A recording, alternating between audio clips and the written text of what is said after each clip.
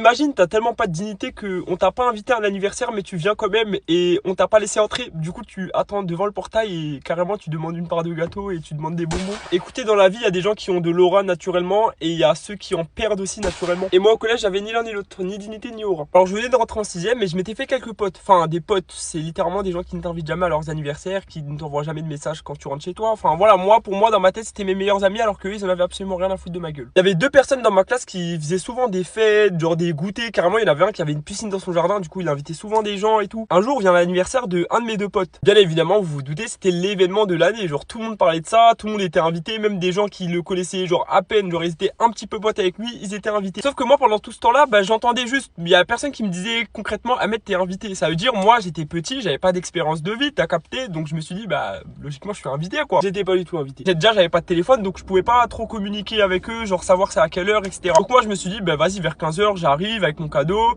Et je viens à l'anniversaire. Maintenant, arrivé sur place, vous voyez la haie là, il y avait une haie comme ça. Du coup, je voyais pas réellement le jardin, je voyais pas la maison, mais il y avait une grande haie. Mais j'entendais. Et il y avait de la musique, j'entendais des gens crier, j'entendais des ploufs dans l'eau carrément. À ce moment-là, j'étais carrément excité de rentrer et tout. J'avais même mis mon maillot de bain en dessous de mes vêtements. Maintenant, j'arrive devant la grille, je vois, il y a mon pote et du coup, sa mère ou sa tante, je sais plus. En fait, ils accueillaient les gens qui venaient tout simplement. Maintenant, j'étais à peine à 10 mètres de l'entrée, j'étais en train de faire un signe à mon pote. Là, je vois quoi? Il me regarde pendant 3 secondes et il se retourne. Il se retourne et il part. Je me dis peut-être qu'il est myope, il m'a pas bien vu. Enfin, je sais pas, attention, j'y vais. Là, je parle avec la dame là, la maman ou la tante, je sais même pas. Là, elle me sort, excuse-moi, c'est quoi ton prénom? Je lui dis, c'est Ahmed, je suis un des potes, on va l'appeler Tristan, je suis un des potes de Tristan, du coup, c'est pour son anniversaire. Et là, elle me sort, ah désolé mais t'es pas dans la liste. À ce moment là je me dis petite perte d'aura en vue. Donc là pour soulager le peu de dignité qui me restait, elle me dit attends je vais directement demander à Tristan pour voir. Elle va le voir pendant 5-6 minutes et ensuite elle revient. Et puis là elle me sort ah non en fait j'ai parlé avec Tristan, il m'a dit que t'étais pas invité.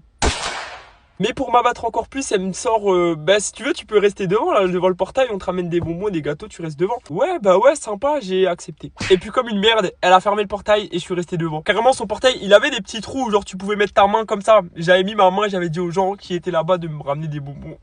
Et puis quand ça mettait des musiques, j'étais derrière, j'étais en train de chanter tout seul comme un chien devant un portail. Ah mais pour moi c'était totalement ok. Et ensuite le lendemain, comme si de rien n'était, je lui dis bonjour à mon pote et carrément je lui offre son cadeau.